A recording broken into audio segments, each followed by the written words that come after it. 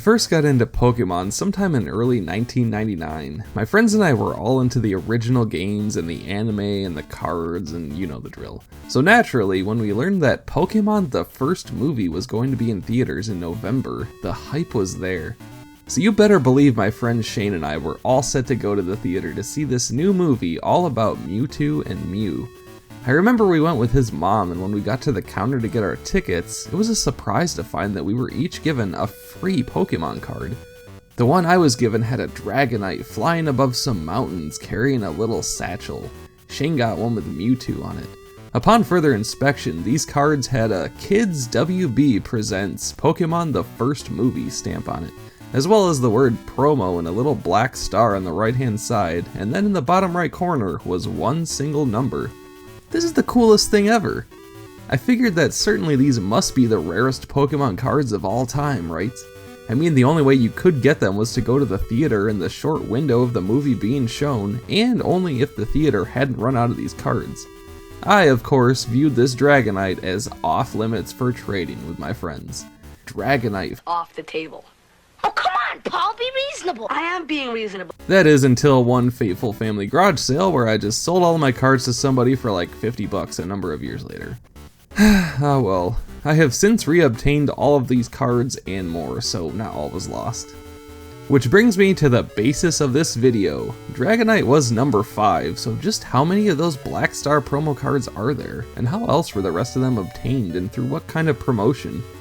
Well, as it just so happens, now in the year 2025, the amount of promo Pokemon cards that exist are pretty ridiculous, and it would take forever to go over all of them. But the Paraspectre channel is mostly about the classic Wizards of the Coast era, since it's what I grew up with. And well, there are a total of 53 English Wizards era Black Star promo cards by going in numerical order, but for this video I want to focus on just the main first batch. The Gen 1 era, if you will. There really isn't a strict line on where the Gen 1 to 2 cutoff is, so for this part, I'm choosing to talk about the first 20 cards, as number 21 was a promo for the second movie, which is most certainly a Gen 2 movie. So let's check out the original 20 Black Star promo cards and where they came from, and of course, the card itself in terms of the game. These also tend to vary in value by a lot, so I'm not really going to go into that aspect here. Card values are pretty ever-changing, and throwing out numbers could date this video more than it already will be. Also, the majority of these cards are featured in both of the TCG Game Boy Color games, so they really should be cards that I talk about. Number 1. Pikachu. Starting right off at number 1 is not really a surprise that it's the franchise's mascot, and there are actually quite a few releases of this card. But this first release is actually incredibly important because it was one of the first Pokemon TCG cards ever made. Crazy, right? This goes all the way back to October 1996 in an issue of Koro Koro comic that contained a sheet with 2 cards on it of this glossy card of Pikachu in front of a leaf background alongside a Jigglypuff card. These are as old as the TCG gets, and this was only a little more than half a year after the red and green versions were released. But oh no, they actually had the incorrect artist written down, so that's not good. It says Ken Sugimori, but it was actually Kaiji Kinabuchi. A corrected version was released about a month and a half later in copies of Easily Understand How to Play Pokemon Cards. Then in October and November of 1997, it was given an alternate release at Toyota dealerships of all places, along with an Arcanine card, but this time with the actual classic Ken Sugimori design that you can even see on the back of the red and blue version boxes. Yeah, people were getting Pokemon cards at car dealerships in Japan before North America even had the first games. Another release happened in October of 1998 as a mail-in prize card from Koro Koro Comic of the original glossy version, now correctly crediting Kinabuchi. 2,000 winners were chosen and they received 4 cards. This Pikachu paired with Jigglypuff, Meowth, and Brock's Onix. That would have really been awesome to obtain, I gotta say. Then the spring 1999 issue of Hyper Koro Koro had the first English version printed, this time with a gray promo star. But the first English version that was made to be mass obtained with the 1 in the bottom corner happened in July of 1999, given to event organizers that were holding Pokemon League tournaments. These tournaments were in-person gatherings of fans to participate in card or video game competitions. I never got to attend any of these myself, but I did go to a couple Magic the Gathering pre-release tournaments in the early 2000s. I'm assuming they were pretty similar, as you could also get some promo Magic cards that way. This card also had a Portuguese release in 2000 with a Pikachu tail symbol on the left side. There was an English version with a first edition symbol on it in March of 2001, which were also included in some first edition jungle packs, and was re-released again with the XY sets as a promo version in Japan. So many different versions, it's kinda hard to keep track of. But I mean, this kinda was the first Pokemon card, so it makes sense that there was so much attention given to it. As for me, I do really love the classic Sugimori artwork. I mean, I show the classic art constantly in my Tour of Kanto videos. But there's just something about the Kinabuchi version that works for this card. It feels more like a special promo version to me. As for the card in terms of gameplay, this Pikachu is the Lightning type with 60 HP, weak to fighting, 1 retreat cost. It has 2 traditional Pikachu moves of Growl and Thundershock. Growl reduces damage done to Pikachu on the next turn by 10, and Thundershock does 20 damage and paralyzes with a heads flip. Pretty simple, and I think it works pretty well for a Pikachu card. Not a whole lot else to it. Number 2, Electabuzz. Going right from one electric type to another, the original Japanese version of this Electabuzz saw its release back in June of 1997 as one of the unnumbered promos in something called Official Card File. But the English version that is actually number 2 was one of the 4 possible cards you could obtain when you went to the theater to see Pokémon the first movie that I touched on in the intro. Numbers 2 through 5 were the options, and I'll go through the rest next. But this Electabuzz has the classic Sugimori artwork with what looks like a beam of light behind Electabuzz among a black background. And of course, it has the Kids WB Presents Pokémon the First Movie printed in the top right. It's a little weird that they picked Electabuzz of all Pokemon for this, especially being the first of the 4 numerically, but alright, I mean, I like Electabuzz and all. Is there even an Electabuzz in the movie? Let's see.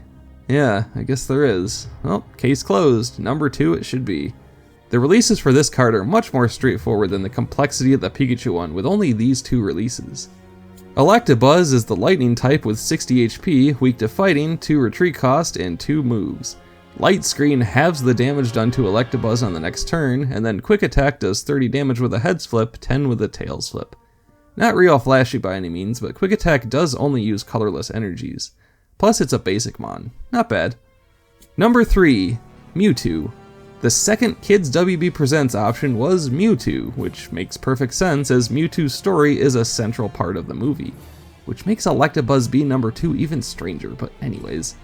Like with the Electabuzz card, this was first released in Japan way back in May of 1997, and there were 2 versions that came out 5 days apart. The first was in another Koro comic issue with artwork designed by Benimaru Ito of a grainy looking Mewtwo in front of a yellow and green energy glow. This one actually has some nice detail if you really get to look at it.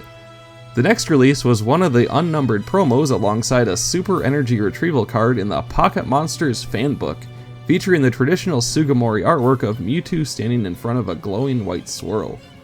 The November 1998 Koro issue had another mail-in prize drawing like with the Pikachu card, where you could enter to win this Mewtwo with both artworks alongside a Mew and a Misty Staryu. The VHS and DVD copies of Pokémon the First Movie came out in Japan in February of 1999 with the alternate title of Mewtwo Strikes Back, and these came with, weirdly enough, an English version of the card featuring the Sugimori version. But then the version I first saw was in November of 1999 in North America when, of course, you could get this as one of the 4 options at the theater. And this was the one Shane received. Apparently some were issued with the stamp mistakenly placed in the wrong spot and upside down too. And finally the English VHS DVD release of the movie came out in March of 2000, and these came with the alternate Ito artwork, but a keen eye will notice that this is actually promo number 14. So Black Star promos number 3 and number 14 are really the same card. Weird. I never actually owned this movie on home video, so I don't know if I even knew this was available back then. I was absolutely way still into Pokemon then, but maybe I figured I went to see the movie, I didn't need to own it. As for the card itself, Mewtwo is the Psychic type with 70 HP, weak to Psychic, 2 retreat cost, and 2 moves. Energy Absorption allows you to attach 2 energies from your discard pile onto Mewtwo. They don't even have to be basic energies. And then Psyburn does a simple 40 damage. And while this is actually a pretty good card for the time, it does kinda feel a bit underpowered for it being Mewtwo. Mewtwo is already considered to be the strongest Gen 1 Pokemon, so it's a little surprising that this isn't stronger, especially since this is the version they chose to pair with the movie, focusing on just how powerful Mewtwo actually is. Maybe that's just me though. Number 4, Pikachu. It only took us 4 cards and we're already at another promo Pikachu release. The power of that yellow mouse, I tell ya. But I mean, this was one of the 4 theater cards, so obviously they were going to pick Pikachu to be one of them. The first release for this card was purchasable at 6 different dates between December of 1997 and February 1998 at the World Hobby Fair in Japan, featuring the same Sugimori artwork from Pikachu number 1 actually. The background on that was a forest though, and this one has Pikachu in front of a lightning bolt over a black background. The next release came in Japan in December of 1998 in the Quick Starter gift set. There was a French version and a Dutch version, also featuring the Pikachu tail symbol on the left, but of course, the English number 3 was the theater option. I have this one now, but I didn't know this was an option back then. This Pikachu is the lightning type with 50 HP, weak to fighting, 1 retreat cost, and 2 moves. Recharge has you search your deck for a lightning energy to attach to Pikachu. Thunderbolt does 50 damage and then you discard all energies. I think this one can be quite good if you aren't too affected by flying through energies in the deck, because this will eat them quick. Back then, 50 damage would take down a lot of Pokemon, and there were only a couple that had more than 100 HP. It's costly, but I think I like this one slightly more than the number 1 version. Number 5, Dragonite. The final theater card, and as I said, this was the one that I got. The first release in Japan is a pretty interesting one though, and unless you knew, you'd never guess. Throughout the month of November 1998, you could redeem your boarding pass stubs through all Nippon Airlines to receive a 2-card set of this Dragonite and a Flying Pikachu card. So weird. Pokemania was crazy back then. How many kids asked their parents to buy plane tickets back then just to get some Pokemon cards? But the next release was actually the English theater one that I had nestled securely in my binder for a few years, and then it saw a Pokemon Web re-release in October 2001 in Japan.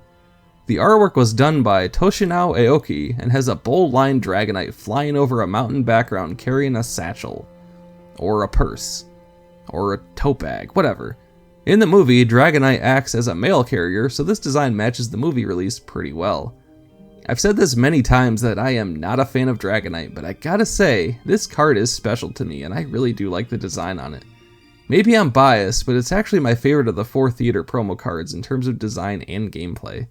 Dragonite is the colorless type with 90 HP, no weakness, resists fighting, and a 2 retreat cost. It has the Pokemon power of Special Delivery, which allows you to draw a card once per turn, and you can choose to replace it with one in your hand. That's pretty sweet, and this can help you strategize your upcoming moves more, especially if you're able to draw more cards to see more of the deck. Then it has one move of Supersonic Flight, which does 60 damage, but only if a heads is flipped. And now that I know that this was originally an airline promo, it makes sense that it's so flight themed. Definitely one of my favorite promos. Number 6, Arcanine. I did already mention this one, as it was one of the options people could receive from that Toyota event with Pikachu in Japan in 1997. In January of 1999, it was one of the cards that came with the Pokémon Song Best Collection, put out by Pikachu Records of some of the best songs from the anime. This CD came with a bunch of cards, including more promos that I'll be talking about soon, and reprints of the base set Venusaur, Charizard, and Blastoise, as well as an English release of the base set Pikachu. But the main English version of this Arcanine was one of the Pokemon League promos in March of 2000.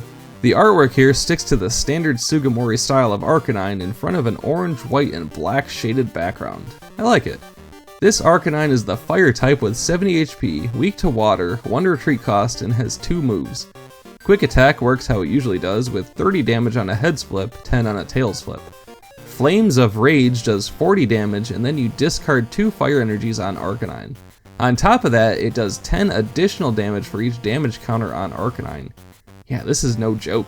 You're potentially dishing out 100 damage for only 2 fire energies. Crazy.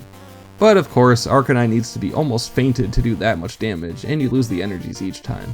But still, it can almost be like a one-shot nuke if you want. Quick Attack being the safe option makes Arcanine quite good. Number 7, Jigglypuff. Also one I already touched on, this is the Jigglypuff that has the honor of being one of the first Pokemon TCG cards ever made from October 1996 on that sweet glossy cardstock. Also like with that Pikachu, it got a non-glossy release in November of 1996.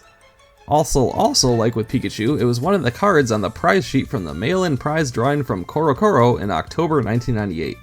Also like with the Pikachu, it got the English release in Hyper Korokoro in March of 1999. Yeah, I already talked about all of these. These two cards were like a bonded pair, I guess. But where it finally differs is how it got the main English number 7 promo release. If you purchased a cassette or CD copy of the soundtrack of Pokemon the first movie, you could mail in your proof of purchase to get this card. But apparently in the UK, this card just came with the soundtrack. Much easier. The artwork here is by Kaiji Kenabuchi, the same artist of the original Pikachu card, and features Jigglypuff outdoors next to some sentient music notes on a music scale. I don't know if I ever really noticed that the notes have eyes. I don't own this card myself, so it's kinda weird now that I'm looking at it. But this Jigglypuff is the colorless type with 50 HP, weak to fighting, resists psychic, 1 retreat cost, and 2 moves. First Aid heals Jigglypuff for 10 damage, and then it goes all out with Double Edge doing 40 damage, and Jigglypuff takes 20 damage. It's like a lesser version of base set Chansey's Double Edge, except that one hits Chansey for the same 80 it dealt, while here it's half. It's at least closer to what Double Edge was in the games back then, as it was 1/4 recoil damage. But this is definitely cool, being the very first non-Pikachu TCG card. Number 8 and number 9, Mew. This is a weird one, and try to follow me here. The Japanese release of the fossil set, known as Mystery of the Fossils in June of 1997, contained this Mew as a holo in the standard set. Mew was omitted from the English fossil set though. Then in January of 2000, the non-holo English version of this Mew was released with a promo number 8 on it as a Pokemon League promo. I've actually seen this in card stores quite a bit, and it isn't too difficult to find. But in April of 2000, it was another Pokemon League promo, but this time it was holo and was now number 9. Then in May of 2000, it got another Japanese release of the English print as a glossy version in an issue of Gata Comic. I guess this really isn't too complicated, but it's weird that it was part of a standard set as a holo, then released as a promo being non-holo, and then as a different promo number as a holo again. I have not personally found the number 9 holo version myself. The artwork is of the Sugimori design, this time over a swirling background of yellows, blues, purples, and pinks. It looks pretty nice, I gotta say. Mew is the Psychic type with 50 HP, weak to Psychic, 1 retreat cost, and 2 moves. Psywave does 10 damage equal to the number of energies on the defending Pokemon. Devolution Beam has you choose any evolved Pokemon in play, return the highest stage evolution card to that player's hand, and then that Pokemon is cured of any status condition. Yeah, this is a weird one. You can de-evolve any Pokemon to potentially weaken your opponent for 1 turn, but you can also do it to your own. This seems pretty situational for this to benefit you at all, as in order to do this attack, Mew has to be the active one. Benched Pokemon get cured of all status conditions, so this would mainly be if you want to preserve an evolution card, if your opponent is attacking your bench for example. And then Psywave could either be pretty good or useless if they don't have any energies down. Yeah, this is a strange one. Number 10, Meowth. This Meowth is an interesting one, as it originally wasn't even a physical card. The Pokemon trading card game on the Game Boy Color, ever heard of it? Had a special Meowth card made just for the game in Japan in December of 1998. But it was eventually given a physical release for yet another insert in a Korokoro comic issue, this time in January of 1999, so really only like a month after the game came out. But when the GBC game came out in North America in April of 2000, the box cover made it very clear that there was a limited edition Pokemon card inside. And you better believe that I was there close to day 1 getting this game. I don't know if I knew what this limited edition card was going to be, but it was cool to open up the game and find this number 10 Holo Meowth card in it, making it the second promo card I ever owned. But there was even one more release of this card in Japan as a non-holo version given to those who completed a Pokemon stamp rally from the West Japan Railway Company in July and August of 2000. I love learning about these obscure events that took place to award people with Pokemon cards. But this was always a really cool card, and it was by a new artist, at least in terms of the ones I've talked about here. Kagamaru Himeno's art has Meowth looking like it's bathing itself with the one paw raised to its head as a cat does. It also has the little GB symbol at the bottom, replicating the Game Boy symbol in the game. This Meowth is the colorless type with 50 HP, weak to fighting, resists psychic, 1 retreat cost, and only 1 move. Cat Punch does 20 damage with a heads flip, but if the flip is tails, your opponent chooses one of their benched Pokemon to take the 20 damage. Pretty fun card, and yeah, I like this one. It's simple enough where it'll at least be dealing 20 damage to something, unless your opponent doesn't have a bench. Number 11, Eevee. This Eevee was originally given to those who acquired enough Get Points in the Pokemon Fan Club in Japan between April of 2000 and December of 2002, so plenty of time there. The artwork here was done by Toshinao Aoki and was an unnumbered holo promo. A bold-lined Eevee is standing there winking at you, and I don't know, I actually really like this version. It looks nice and clean. But the English version of it switched up the artwork. This was a Pokemon League holo promo for June of 2000 with the artwork done by Meowth number 10 artist Kagamaru Himeno, and to be honest, I don't like this one as much. The angle is kinda strange on Eevee and it looks pretty dark compared to the other one. But like with Meowth, a non-holo version was given to the same kind of stamp rally in Japan in August of 2000, but for the East Japan Railway Company. West Meowth, East Eevee, got it. This Eevee is the colorless type, has only 30 HP, weak to fighting, resists psychic, no retreat cost. Bite does a simple 20 damage for a single energy, and then it has the Pokemon power of Chain Reaction. Whenever a Pokemon evolves, you can search your deck for any of the evolutions and automatically evolve Eevee right there. Now that is awesome. There were also technically Umbreon and Espeon cards out in Japan as of July of 2000, so this Eevee wasn't necessarily restricted to Vaporeon, Jolteon, or Flareon when people could obtain it. A pretty sweet promo, I gotta say. Number 12, Mewtwo. For the third repeating Pokemon thus far, there was a different Mewtwo from the movie promo one. Like with Pikachu number 4, this was also an option given to those who attended the World Hobby Fair in Japan between December of 1997 and February 1998. It was also included with the Pokemon Song Best Collection CD in January 1999 that I also already mentioned. This version has the classic Sugimori art of what looks like Mewtwo teleporting in or something with the blurry versions of it in the back. The English version was included in the Nintendo Power 131 issue from April of 2000, yeah, the one with Tony Hawk on it, now with a different artwork by Christopher Rush, who is a known artist for Magic the Gathering. This version has Mewtwo in a forest with wavy beams coming out of its hands. I think I actually prefer this one of the two. And also like with EV11, this one was part of the stamp rally for JR East in August of 2000. Mewtwo is the Psychic type with 60 HP, weak to Psychic, 2 retreat cost. Energy Control allows you to move a basic energy on one of your opponent's Pokemon to another of your choice, but only if a heads is flipped. Telekinesis allows you to deal a set 30 damage to any of your opponent's Pokemon that you want, not factoring in weakness or resistance. Yeah, if you know me, I'm big on damaging or affecting benched Pokemon, so I'm all about this one. You can mess with their energies, you can bypass those with a Psychic resistance, this is a fun one. To contrast that though, Mewtwo doesn't double damage to those weak to Psychic, but yeah, I'll take this. Very fun card. Number 13, Venusaur. This is a beastly one. Like with Meowth, this was originally only a digital card in the GBC game. But here's the thing. Due to an in-game glitch, this card aptly named Phantom Venusaur was not actually legitimately obtainable in the game with the card pop mechanic.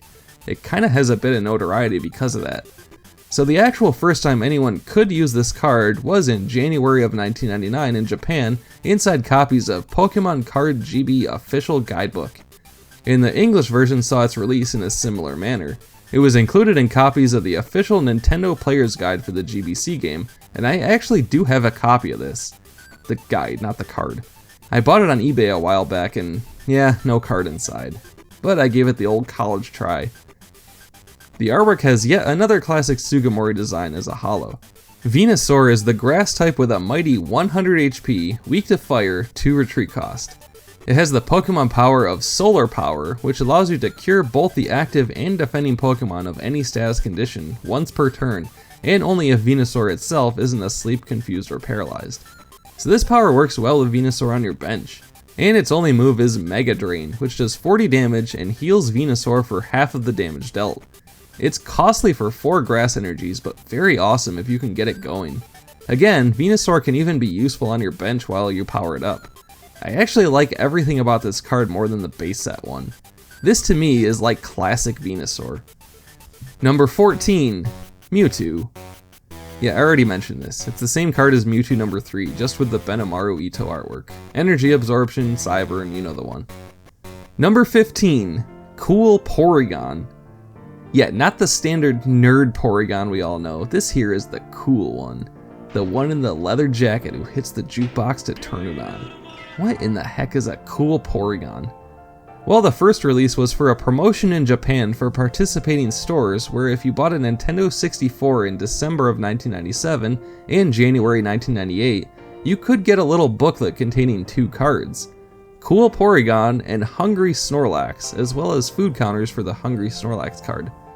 This was also in that classic Pokemon Song Best Collection CD. So, I mean, Hungry Snorlax I get, that thing eats, but Cool Porygon? I still don't really know. But the English version was simply a promo for the Pokemon League in 2000, and was included with a bundle package with Pokemon Stadium for the N64. The artwork was done by Hiromichi Sugiyama, and it's at an angle where you're slightly looking up at Cool Porygon. Maybe the moves will help clarify why it's so cool. Cool Porygon is the colorless type with 50 HP, weak to fighting, resists psychic, 1 retreat cost. Texture Magic allows you to change both Cool Porygon's resistance to any type you want except colorless, and then you can change the defending Pokemon's weakness to anything except colorless, but only if it actually has a weakness. Benching either Pokemon negates these effects. And for the same cost, 3D attack does 20 damage for each heads on 3 flips. Yep, still don't know why it's cool. I mean, compared to that horrible base set Porygon, this thing is like Fonzie, Jack Bauer, and Sawyer from Lost wrapped into one, so maybe that's what they meant by it. Number 16, Computer Error, Rocket's Secret Machine. Yeah, look at that, an actual trainer card is a promo instead of a Pokemon. This was a release from our old friend Koro Comic in January 1998. In July and August of 1998, this was given to participants for the Kamex Mega Battle Regional Tournaments. It was also in the Pokemon Song Best Collection CD, and then it got the English release in May of 2004, of course, the Pokemon League. The artwork was by Sumiyoshi Kazuki and shows a few Pokemon and knickknacks coming out of a computer screen. A Magnemite escaped along with what looks like the leak that Farfetch'd carries, and is being followed by an Onix and Bellsprout. And supposedly this card may be in reference to the anime episode that was notoriously banned in America, Computer Warrior Porygon, or Electric Soldier Porygon, due to the well-documented seizures that some kids had in Japan because of the flashing. But in that episode, Team Rocket tries to hack into the Pokemon Center PC to try and steal some Pokemon, hence the computer error as Rocket's Secret Machine. And this card has both you and your opponent each draw up to 5 cards and then your turn ends. Yep, that's pretty much the gist of it. Number 17, Dark Persian. The first release for this Dark Persian was part of the Pokemon Card fan club in Japan in November of 1997, with artwork by Ken Sugimori of Dark Persian sitting down with the face of Giovanni in the background. The card was then released only 3 days later as a main part of the Rocket Gang set with artwork by Shinichi Yoshida. The English Team Rocket set came out in April of 2000 with this card as normal, but the actual English promo version went back to the Sugimori artwork as a holo, but now without Giovanni's face in the back. This was included in Nintendo Power 135 from August of 2000 with Mario Tennis on the cover. I personally prefer this artwork over the Rocket set one. I never cared for that one. Dark Persian is the colorless type with 60 HP, weak to fighting, resists psychic, no retreat cost. The Rocket version has the first move with the name Fascinate, but the promo version has Tempt, which allows you to switch your opponent's active Pokemon with a benched one if a heads is flipped, so a coin flip gust to win. And then Poison Claws does 10 damage and poisons with a heads flip. Yeah, I don't love this one, as either move that Dark Persian does is reliant on a coin flip, except for the 10 damage. The no retreat cost is kinda nice though, and the fact that a colorless type can poison was pretty rare back then. Number 18, Team Rocket's Meowth. Going right from Giovanni's Persian to the talking Meowth we all know from the anime, this card had its first release included with copies of a CD called Meowth's Party in October of 1999. Another Pikachu Records classic, I gotta say. August of 2000 saw the English release as a Pokemon League promo, and then in September of 2000, you could acquire this card if you went to the special Pokemon exhibit in the Millennium Dome in London. Finally, it was a Pokemon web release in Japan in October 2001. Yeah, very weird promotions with this one, all except for the very standard Pokemon League version. The artwork was done by Kunihiko Yoyama, and I don't really know what's going on here. Is Meowth being sucked into a portal or something? Looks cool, I guess. Meowth probably doesn't agree. Team Rocket's Meowth is the colorless type with 40 HP, weak to fighting, resists psychic, 1 retreat cost, and 1 move costing a single colorless energy.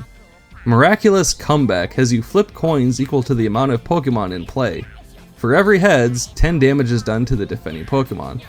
For every tails, Team Rocket's Meowth takes 10 damage. So really, this is a one and done if you get 4 tails. Kind of a weird one, but I think you should really only be able to use this card if you also play Meowth's party in the background. Maybe that's just me. Number 19, Sabrina's Abra. The first Sabrina's Abra release was included in one of the theme decks associated with the Challenge from the Darkness Japanese expansion in February 1999 in the Yamabuki City Gym deck, and this was just a standard common in the deck with artwork by Ken Sugimori. In March of 1999, it was issued as one of the unnumbered promos for Korokoro alongside a Blaine's Growlithe card, now with artwork done by Atsuki Nishida, the actual designer of Pokemon like Pikachu, Bulbasaur, Charmander, Squirtle, Charizard, so many classics. Weirdly enough, not Abra though. But it's really cool to see one of her cards here. This shows Abra about to do some attack with motion lines around it over a purple background. I like it. The English version was also a standard common in the Gym Challenge set, but then as a Black Star promo in Nintendo Power 137 in October 2000, the Majora's Mask issue. Sabrina's Abra is the Psychic type with 40 HP, weak to Psychic, no retreat cost, and 2 moves. Pound does 10 damage, and Synchronize does 40 damage, but only if Sabrina's Abra and the defending Pokemon have the same amount of energies on them. Very interesting take there. You need at least 2 energies to use the move, so they also have to have at least 2 on them. And finally, number 20, Psyduck. Similar to Sabrina's Abra, but going back a little bit, this was first a standard common in both Mystery of the Fossils in Japan and the Fossil set in English as the first Psyduck card. But the unnumbered promo version was included in the manga series of How I Became a Pokemon card in September 1999, with artwork done by the same artist as the Fossil one, Kagamaru Himeno. This artwork has Psyduck at somewhat of a distance sitting in a pond with a question mark above its head. And kind of anticlimactic, the English Black Star promo was simply a Pokemon League promo from September 2000. But this is just the same card as the Fossil one. Psyduck is the Water type with 50 HP, weak to Lightning, 1 retreat cost, and 2 moves. For 1 Psychic, Headache prevents your opponent from playing trainer cards on their turn. For 1 Water, Fury Swipes does 10 damage for each heads on 3 flips. Yeah, not a whole lot to it, and I think it's kinda strange to have the promo be the same Fossil card, but that's just how it was. And there we have it, the first 20 numbered Black Star promo cards. There was really quite the variety of Japanese promo releases for these, and they kinda jumped all over the place in terms of release dates. The English numerical order really doesn't line up with those, but I don't think that was ever the idea. A few things I noticed by these is that 13 out of the 20 are either colorless or psychic types, and there was only a single fire, grass, and water type. Not a single fighting type anywhere, and that won't even be until number 37 with Hitmontop. But these are still really cool releases, and as for me, I have sought out to only try and obtain the first 15. I really don't collect many cards beyond the Fossil set, and Cool Porygon seemed like a good stopping point for me. I'm still missing these 5, but I'll acquire them in due time. I like these a lot though, and that all started with seeing those Dragonited Mewtwo ones at the theater, and then getting the trading card game that had the Meowth one inside. Luckily, I did get both of those back. And also, this ended up being longer than I expected, so maybe I'll turn this into a 3-parter.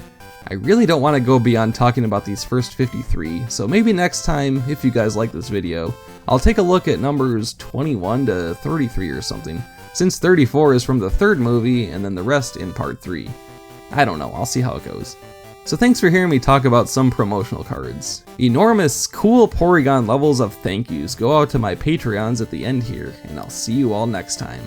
Paraspectre will return.